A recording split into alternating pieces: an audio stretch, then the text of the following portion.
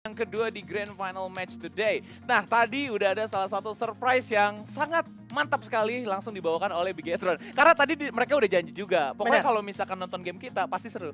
Nonton game kita pasti seru dan Pembuktiannya langsung ada. ini pembuktian nyata dan gue sekali lagi mau jadi apa ya, satu concern juga untuk teman-teman mungkin yang nonton, buat yang baru datang juga gue say hi dulu ke kalian, hai. Gue mau kasih concern kalau LoL Wild Rift itu adalah artinya game yang cukup objektif, sangat-sangat objektif, mengandalkan objektif, mengutamakan objektif, bukan sebuah game yang hanya mengandalkan satu orang dengan satu champion yang overpower. Gak ada, Gak ada ya, cerita. Gak ada ceritanya kita itu Nggak ada satu cerita. orang bisa ngegendong 4 atau wall team, gak ada. Gak ada. Lu Benar. di Wild Rift itu nggak bisa kayak 1 lawan 9, 2 lawan 8 gitu. Kayak di ranked lu kalau udah sejago apapun ya kan. Kalau misalkan teammate lu nggak connect untuk ambil objektif dan ikut team fight dan objektif gaming itu susah. Betul, karena Wild Rift ini adalah salah satu game yang team fight oriented banget. Lu harus saling berchemistry lah bersama teman-teman lu gitu as a team. Dan kita sebentar lagi bakalan bridging masuk menuju ke arah match yang kedua pasti guys. Buat teman-teman jangan lupa untuk dukung tim kalian yang bermain di Grand Final di hari ini dari Morph dan juga Bigetron. Let's go. Kita masuk menuju ke arah ban and pick championnya. Di sana udah ada Alistar, Gragas, Akali dan juga Yasuo. Nah, ini menarik nih, sudah ada Lux nih. Kayak kemarin mereka di game kedua tuh mainnya ya udah pick champion ini, champion apa? Champion starter. Champion starter. Iya, pakai Garen, pakai Sinzhou, terus pakai Ahri ya. Tapi oke, Braum, Almighty dan sekarang dari Bigetron sendiri Janna. Nah, tadi banyak juga Kenapa? bukan di grup komunitas doang, di kolom komentar juga tadi banyak yang nanya kenapa Janna dipakai, kenapa Janna menjadi S tier di Diamond kepake. Gue jelasin dikit, Janna sendiri dia punya Howling Gale atau angin puyuhnya itu bisa menggagalkan engage yang mau dibuat oleh champion-champion kayak model Braum, kayak Lee Sin gitu. Itu bisa menggagalkan movementnya. Yang kedua, itu dia punya Zephyr, itu skill 2-nya itu bisa melambatkan dan juga itu berguna banget untuk upaya pengejaran. Betul. Yang ketiga, dia punya Eye of the Storm. Shield-nya tuh orang-orang mungkin mikir ini cuma shield. Cuma shield. Ada damage-nya. Ada tambahan base damage-nya dan itu worth it banget untuk ADC. Benar. Dan jangan lupa juga ultimate-nya untuk disengage pasti ya dari Monsoon ya? Yes, Monsoon. Itu buat disengage juga, nambahin health point. Betul. Dan yang paling penting, pasifnya Janna itu bisa nambahin movement speed. Waduh, itu sih yang terpenting. Karena memang di LoL Wild Rift ini, mobilitas adalah salah satu hal yang sangat penting sekali gitu kan. Karena semua champion terasa lambat, tapi kalau misalkan ada bonus movement speed tambahan, lagi-lagi kenapa ada Garen keluar di sana? Babe Demacia nih. Ini Babe Demacia nih. Babe Demacia. Iya, lu tahu sendiri kan kalau dia ulti kan, Demacia. Dan ini udah ada, wow, such a good move dari Morph. Ada Kennen, ada Katarina. Kita harus ingat Kennen tuh punya dia super skillnya itu bisa connect banget buat Katarina Death Lotus-nya. Iya, dan gua ngeliatnya di sini inisiatornya justru bakalan menambah satu, yaitu dari seorang Kennen itu sendiri. Kennen Lee Sin. Iya, walaupun Cannonnya di sini udah di nerf ya di beberapa patch lalu, tapi tetap aja kalau misalkan lu ngebutuhin satu champion untuk nge-support secara cepat dari arah mid lane menuju ke arah side lanernya di atas bawah kayak gitu kan, ini adalah salah satu pilihan yang bagus. Karena Kennen sendiri memiliki satu ability di mana movement speed tambahannya itu benar-benar drastis banget. Yes. Dan itu dia sebuah drafting yang sudah dilakukan oleh kedua tim. Dan Janna Corki di Dragonlane. Bener. Terus disusul di mid lane Orianna. Untuk seorang Henry, kita tahu Henry juga masih cukup kuat. Dan tadi secara bandnya juga kita lihat masih respect band jatuhnya. Betul. Dan kalau gue lihat Garen sama Vi itu kayaknya paling cuma dikasih bola dari Orianna, habis itu buat ini ya, gocek ini shockwave ya. Buat gocek shockwave ya. Dan gua ngeliatnya di sini dengan picknya Garen ini sangat menandakan sekali bahwa tadi sempat kita pada saat fit call, Bapak Yoape sempat tersilent sama Garen ya. Apakah ini? Nah, ini skill silentnya sampai ke Bapak Yoape. Sampai ke Bapak Yoape tadi skill silentnya gitu kan.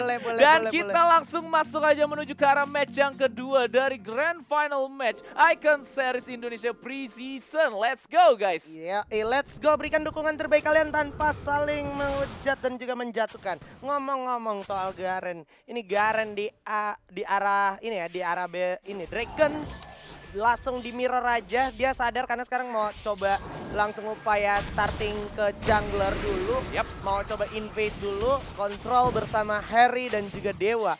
Tapi sepertinya sudah banyak sekali ward, so mereka bakal coba langsung tarik mundur saja.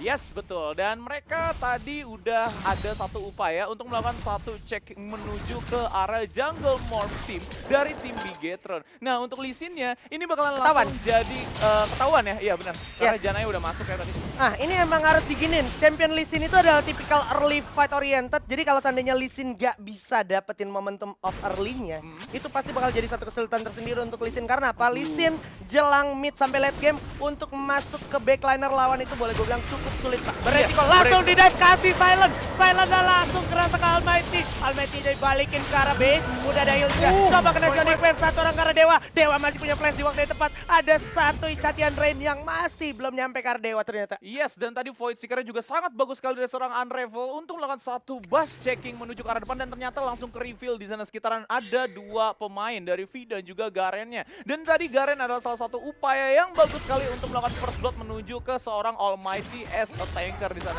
yang pakai Brawl. Dan untuk laning pace ya, gue ngeliatnya di sini dari Garen ya, dia lumayan tipikal champion yang lumayan cepat kalau menurut gue untuk clearing minion.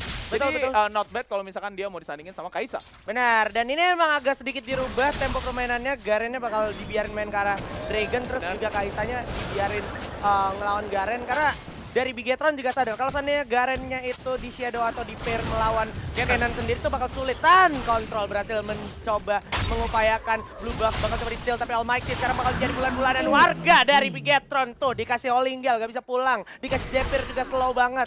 Udah lambat banget pergerakannya. Iya, sulit banget buat gerak di sana ya. Dari seorang Almighty udah bawa-bawa tameng ya kan buat tutup-tutup jalan tetep aja nggak bisa. Nggak bisa Udah ya. kena slow lagi, makin berat lagi tuh tamengnya, nambah trade kilo kayaknya. Dan Betul. gua ngeliat ya dari Zol kali ini dia pada saat landing phase melawan Orianna kayaknya cuman bisa untuk nge-clearing wave aja sih. Dia nggak bisa ngepok champion satu ini. Karena memang dari seorang Nuts dia memiliki satu command attack-nya juga untuk melakukan satu haras balik menuju ke arah Kenan. Yes. Dan ini Nuts-nya sendiri main Orianna emang bisa gue bilang udah nggak perlu diraguin lagi. Nuts sama Henry menurut gue mempunyai atribut yang sama ya. Jadi Bener. kadang kita nggak bisa bilang Henry is better than Nuts atau Nuts is better than Henry gitu. Karena secara atribut mereka sama, dari full champ juga mereka sama. Dan yang paling penting sekarang lebih ke arah komposisinya ini lagi nguntungin banget untuk Bigetron untuk melakukan early move yang kayak tadi diterapin sama Bigetron. Sampai akhirnya Bigetron dapetin 2 poin ya. Waduh, dan untuk Pop One di sini dia juga udah menuju ke arah bottom lane. 3 orang juga di sini udah bakal langsung coba buat masuk Z-Way. Harusnya udah ready dengan penggunaan satu daggernya. Karena ini gue manggil Katarina ya. Gue manggilnya itu Namikaze Katarina. Iya, Namikaze Katarina. Karena bisa ngebling-ngebling dengan sumponya. Oh iya betul, dan juga bouncing blade-nya itu agak-agak merepotkan ya. Benar. Ini- Ya, kalau menurut gue buat ngepop champion oke sih bouncing dagger.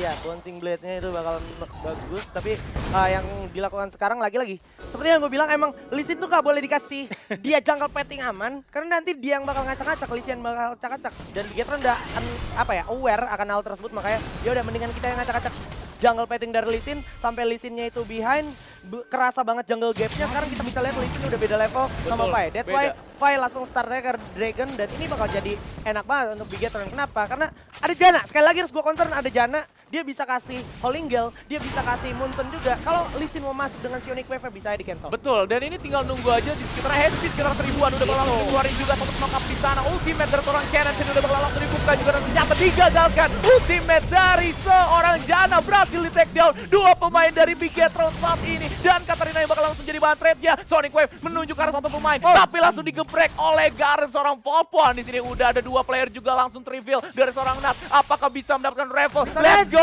Dengan penggunaan basic attack aja udah cukup langsung mengantongi double kill di pagi-pagi hari dari seorang Nuts. Itu dia command attack dan juga protect dari Nuts. Dan ada shockwave yang indah sekali disusul oleh Nuts tadi, itu benar-benar merubah keadaan. Betul. Dan juga tadi closing dari Lee Sin-nya itu cakep banget, dimana kayak sebenarnya Lee Sin udah bagus, dia punya Sonic Wave itu kena ke arah Dewa atau Corki, tapi Corki-nya juga punya momentum flash yang bisa ngejukes Lee Sin-nya sampai akhirnya Lee Sin-nya tuh nggak nyampe ke titik dimana dia Shockwave. Betul. Ditambah ada decisive strike atau geprekannya si Garen. Garen, betul. Gokil, Dan gokil. efek silentnya juga di sana lumayan annoying ya kalau menurut Betul. gue, kalau misalkan dikeluarin di awal-awal dan ternyata lagi-lagi zone out berhasil dilakukan oleh tim Bigetron. Tapi unbreakable di sini dari arah Almighty sangat sulit sekali buat di break. Yes.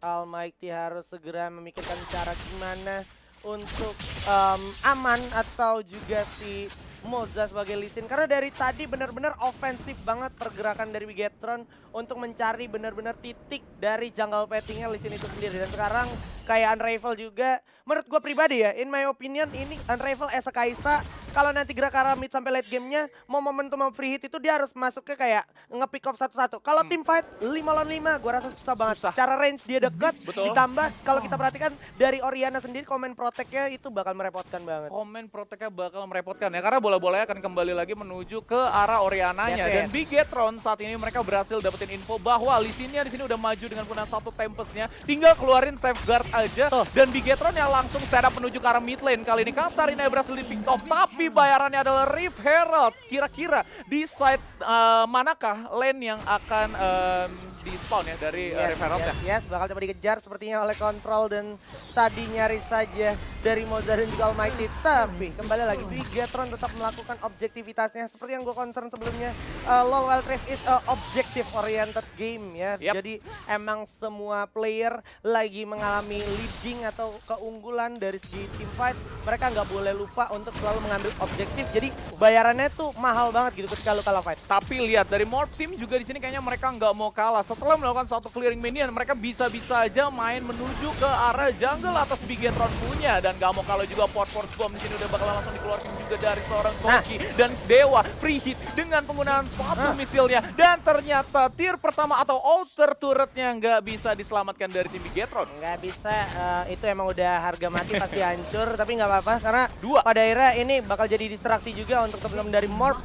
Juga lebih concern ke arah atas. So, ini pertukaran yang cukup bagus akhirnya dari segi objektif, jadinya Morph nggak terlalu ketinggalan secara turret ya. Betul, secara turret ya. Tapi kalau misalkan objektif dari Dragon, tadi dia udah ketinggalan satu dan bakalan langsung diambil juga satu package di sana dari seorang Corki. Yes, satu package udah diambil special delivery-nya dan sekarang giliran dari teman-teman Bigetron coba outplay habis-habisan player dari Morph di area barrel lane-nya. Karena sekarang udah ketebak, apalagi ada satu cannon yang tadi habis clear wave biar bawah. Info bagus nih, cannon lagi di bawah. Jauh banget. Buat kecap bakal lumayan lama, text time dan akhirnya mereka bisa dapetin turret tanpa harus ada kontes. Iya, tanpa harus ada effort berlebih ya dari tim Bigetron. Mereka tinggal ngirim sekitaran 2-3 pemain aja menuju ke arah top. Dan ternyata dari arah mid lane kali ini bakalan ada satu trading hit mungkin dari ZW dan juga kawan-kawannya. Bouncing Blade sudah dikeluarkan menuju ke arah satu wave minion. Nah, ini dia Dragonnya sudah up juga. Bakal menjadi Mountain Drake. Bakal coba langsung di start tuh dari missile barrage. Dan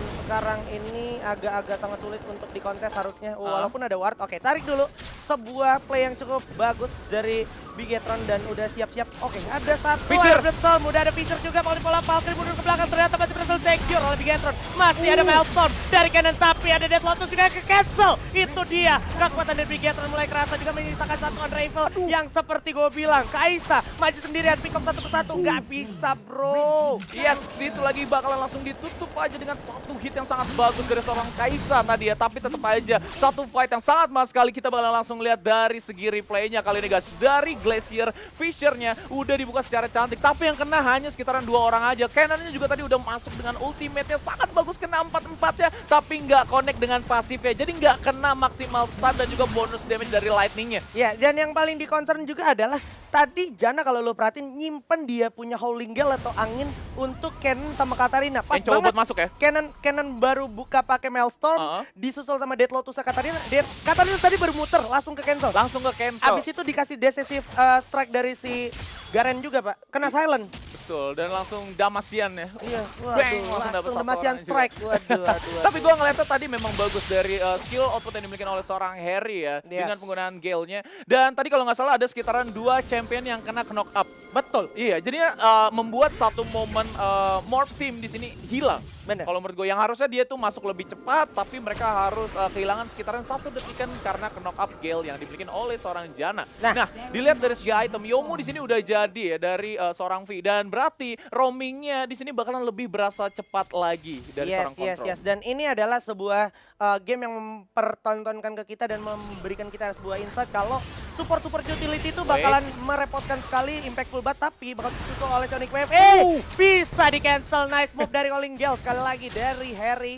Dan juga ada satu Zephyr bersama dengan Eye of the Storm di mana akhirnya Vi-nya nggak berhasil terdelete Yes, semudah itu. karena tadi udah ngeluarin effort lumayan banyak kalau menurut gue ya dari seorang Moja dengan penggunaan double click Sonic Wave-nya plus dengan safeguard-nya. Tadi dia udah pengen ngetendang pakai Dragon Rage ya? Iya bener, dan ternyata nggak jadi guys. Di sana udah ada follow up banyak banget champion. Dan ternyata untuk Baron yang pertama, kali ini bakalan coba untuk diamankan. Dan Garennya tetap melakukan satu distraksi terhadap cannonnya. Dan gak bakalan ada gangguan sama sekali dari tim Mod kali ini. Kemana? Yes.